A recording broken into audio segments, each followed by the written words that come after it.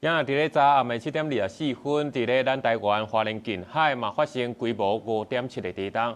花莲上大震度是4级。花莲夜市啊有装置艺术的招牌嘛，去用摇甲落落来。这气象署是提醒讲，3天内也有可能发生规模5以上的地震尾，嘛请民众爱特别注意。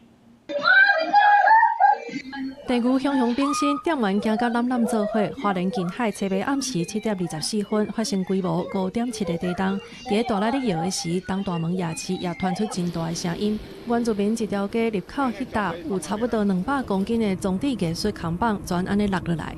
旁边那个东西就突然往那个店家飞，刚好有客人，刚好有些客人一看到就马上闪掉这样。店家派6、7个人合作，才顺利把这扛棒搬去边仔放咧。加在并无伤到别人，也是主委赶到现场，先用红大甲围起来，避免民众挖进。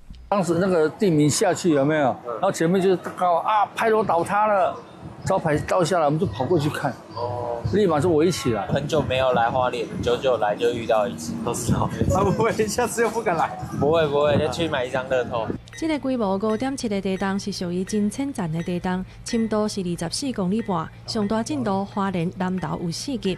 地震测报中心表示，主要的原因是菲律宾海板块甲欧亚大陆板块小溪所致。未来3天要是要注意规模5到5.5的地震尾。也因为它是极浅层的地震，所以造成附近有比较高的一个震度。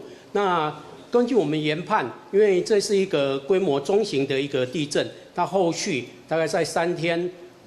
民众还是要注意规模5到5.5的地震。